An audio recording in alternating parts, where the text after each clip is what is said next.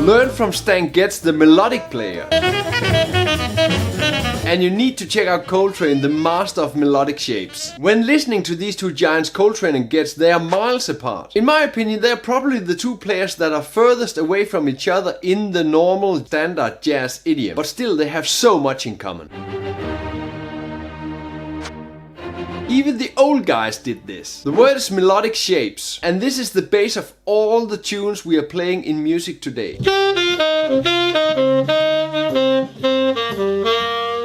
This little example in the D minor pentatonic scale is as simple as it gets.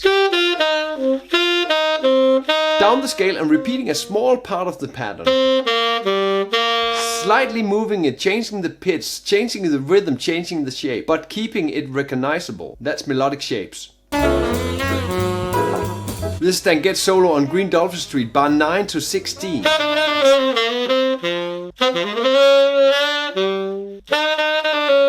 Stan Getz repeats this interval a fifth or fourth interval. This way of moving melodic shapes, just one interval, is genius and a great way to start. I take this 2-5-1 in F, the G minor C7 F, and play the melodic shape, just an interval.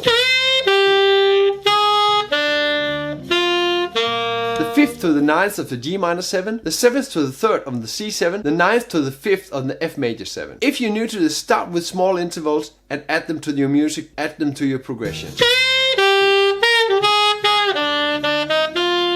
Then go into changing the rhythm, the interval, and the phrasing. The movement of these melodic shapes are clear. I'm moving them down and I'm connecting them with a little bit of scale and other intervals.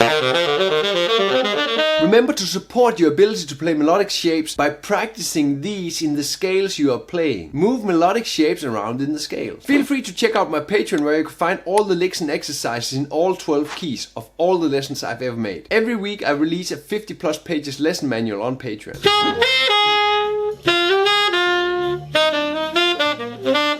Any phrase can be a melodic shape you can move around. I'm using a small scale pattern that I'm playing from different chord notes. To start doing this, you just have to do it. Take a small pattern, start playing it from any chord note.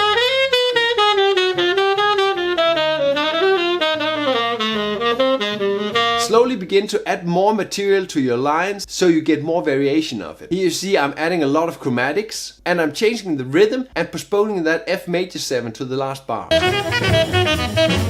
Looking into Coltrane's use of melodic shapes gives us more possibilities.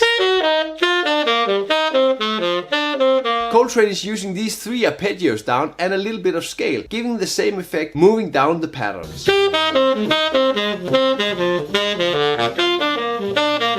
Taking these patterns into the 2-5-1 in F, I'm beginning an arpeggio on the 9th and the 7th of each chord.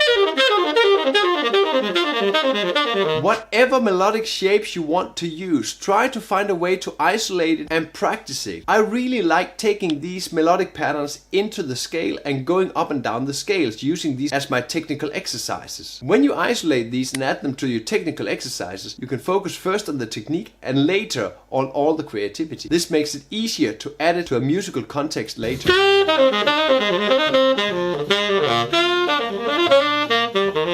And rhythm is the hot spice to really get this happening. You can see how I changed the rhythm in this line from 8 notes into 16 notes and triplets, and even moving it over the bar line. I'm also adding some chromatic approach notes to this. One exercise I would definitely practice is adding a chromatic approach note to the arpeggios going up and down the scale. It's such a valuable exercise when you're playing jazz. Download the lesson manual on Patreon with all these licks and exercises in all 12 keys. All the different keys makes it easy for you to apply this directly into the tunes you are playing right now.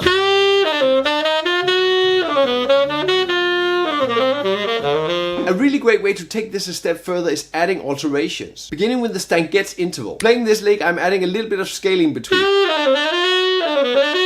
see the 5th interval going from the G minor to the C7 alto to the F major. It's a 5th every time, and I'm moving down a half step to play this altered sound. You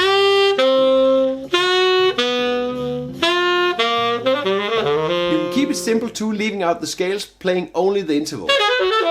Keep in mind when you are playing an F#7 chord, you need to practice the F#7 scale too, so adding these intervals to the F#7 scale. In this 251, I substituted the C7 for an F#7. The F#7 is the tritone substituted dominant to the C7 going into F.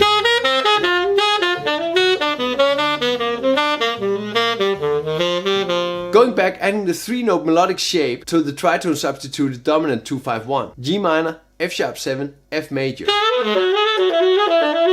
Again, I isolate the pattern playing it in the F#7 scale. I really like taking the melodic shapes and moving them into the scales and practice them there. If you have another great way of practicing melodic shapes, please put it in the comments below. Remember that all the licks and exercises are very easy to download on Patreon. Everything is written out in all 12 keys, which makes it very easy to apply to your music. I'm convinced that the magic trick of adding melodic shapes into your playing is knowing your material very well. That you can play fluently with the material. Find these melodic shapes, add them to your scales, add them to your music, and make new amazing licks. Check these 2 videos on jazz exercise and getting stuff around in all 12 keys. Play music, have fun.